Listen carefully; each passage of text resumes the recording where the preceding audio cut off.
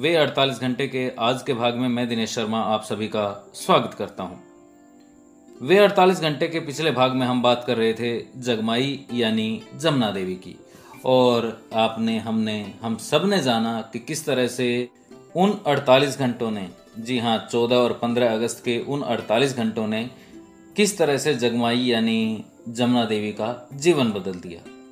आगे बढ़ते हैं। आज हम बात करेंगे बसंत कौर की। मुझे डर था बूढ़ी बसंत कौर पुरानी बातें सुनाते सुनाते टूटने लगेगी, मगर 88 वर्ष की उस बुजुर्ग की आंखें जमीन पर गड़ी रही थीं। एक आध बार उसने मेरी तरफ देखा भी, जब मुझे लगा कि उसकी आंखों में अब आंसू बचे ही नहीं थे।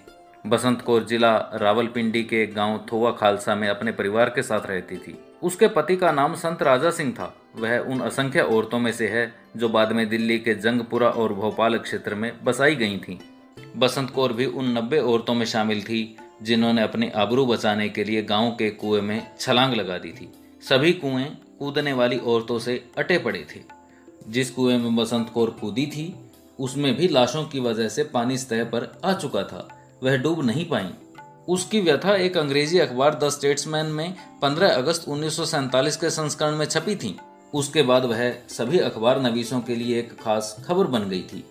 उस विवरण के अनुसार पूरे परिवार ने 12 मार्च को अपना पुश्तैनी घर छोड़ दिया था। 3-4 दिन किसी दूसरे गांव में एक मकान के भीतर छिपे रहे।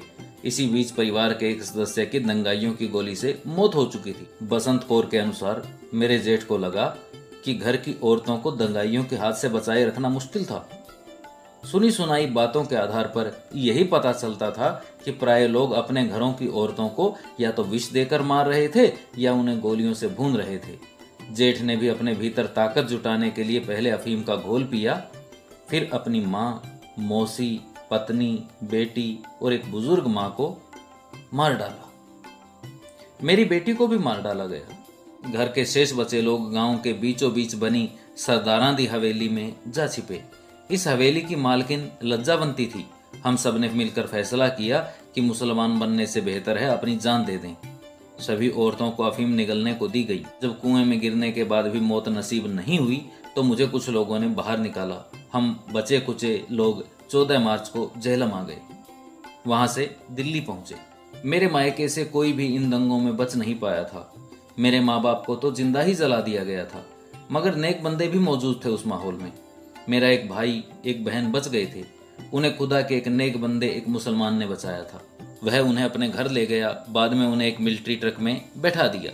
उन दिनों के बयान के लिए भाषाएं भी शायद सामर्थ्य खो बैठती हैं।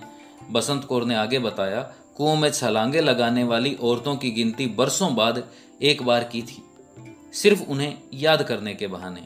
हमारी जान पहचान वाले 184 लोगों, जिनमें बूढ़े, बच्चे, औरतें व जवान लड़कियां शामिल थीं, ने कुओं में छलांग लगाई थी।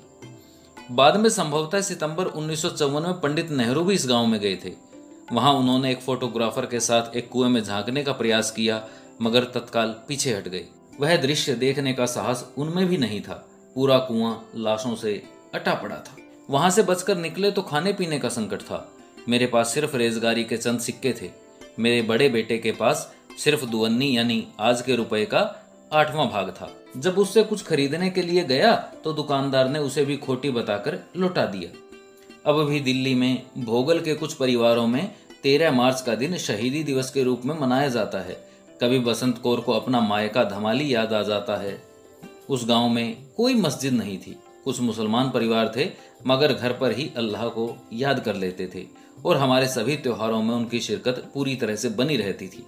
मगर ऐसे माहौल में भी मारकाट का सिलसिला चला। कुछ को दंगाइयों ने मारा और कुछ को दंगाइयों की दहशत में घर वालों ने ही मार डाला था। तो वे 48 घंटे में हमारी आज की कहानी थी बदनसीब बसंत कौर। अगले भाग में आपसे फिर मिलेंगे। अनुमति दीजिए। नमस्कार।